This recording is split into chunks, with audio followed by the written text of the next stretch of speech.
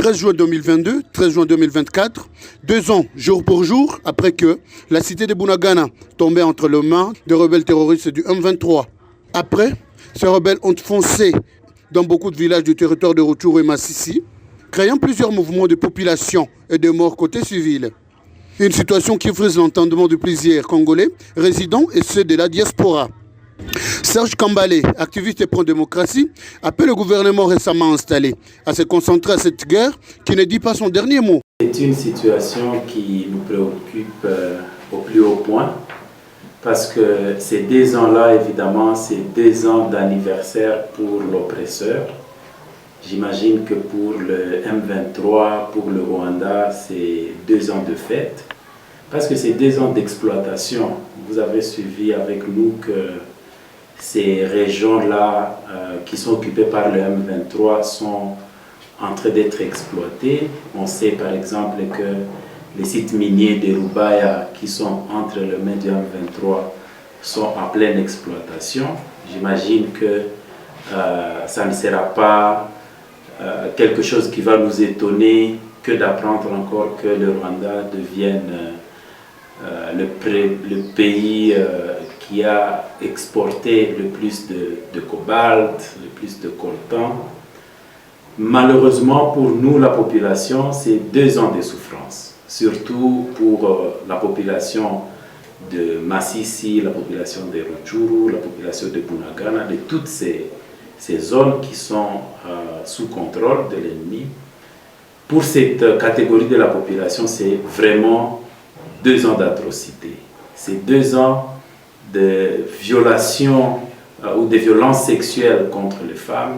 C'est 2 ans de mort des enfants par la malnutrition. Si vous arrivez même dans les camps, pour ceux qui avaient eu l'occasion de venir ici dans les alentours de Goma, il n'y a pas de l'eau et ce n'est pas une situation nouvelle. On a vu l'épidémie de choléra prendre de l'ampleur dans des camps de déplacés. C'est vraiment 2 ans d'une situation où la population est laissée à son triste sort. Entre-temps, c'est aussi 2 ans de méfiance, je veux dire. C'est 2 ans d'un gouvernement qui laisse la population à ce triste sort. À Kinshasa, à la une, c'est le partage du gâteau. Qui pour prendre tel poste, qui d'autre pour prendre tel autre poste. C'est 2 ans où on voit que la priorité pour le chef de nos autorités, elle est complètement ailleurs. Ils essaient de conserver le pouvoir, ils essaient d'instaurer un régime de prédation. Et donc, nous trouvons vraiment en tant qu'activistes que c'en est trop. Et d'un autre côté, ces 2 ans où nous, la population congolaise en général, nous ne sentons pas cette solidarité internationale comme c'est le cas pour d'autres régions qui sont en prise par des situations comme les nôtres. Et comme l'Ukraine par exemple, la Palestine, qu'on appelle communément la communauté internationale. C'est vraiment de la souffrance notoire et nous continuons à dire que le premier responsable de cette situation, c'est notre gouvernement. Malheureusement, par exemple dans le cas de l'état de siège ici, au lieu que l'on puisse tout faire pour mettre en œuvre toutes les batteries en sorte de finir cette guerre, on ne fait que museler les voix des activistes tels que notre ami Mwami Siondungo qui vient exactement de passer 2 ans dans la prison centrale de Munzenze. Tous les opposants, tous les politiciens qui essaient de parler de la situation, ils sont traqués, ils sont muselés. Celui-ci appelle au renforcement de la coopération civilo-militaire et il dit être étonné de voir les munitions qui vont combattre l'ennemi venir du côté de l'ennemi. Alors nous avons vu tout ce matériel tous ces engins qui sont venus de la part de la SADC.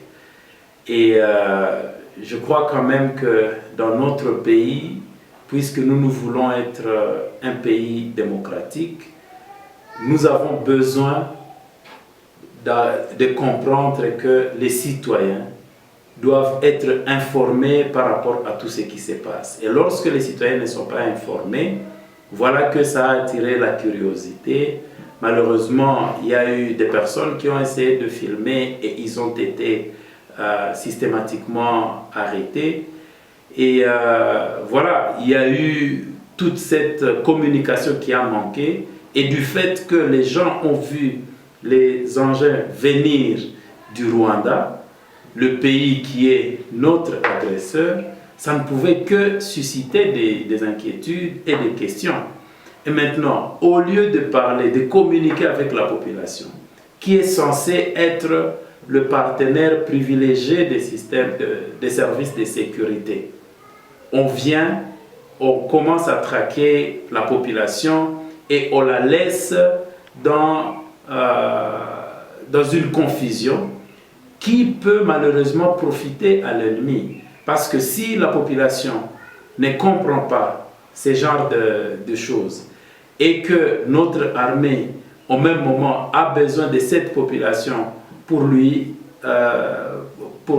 soutenir, lui tenir informé de ce qui se passe dans la cité, des mouvements suspects des uns et des autres, comment voulez-vous que nous puissions avoir ce mariage entre les services de sécurité et la population, en fait, à qui on veut implicitement dire que nous n'avons rien à vous, nous n'avons rien à vous dire, nous n'avons rien à vous informer, vous ne représentez presque rien. Et donc, c'est vraiment inquiétant.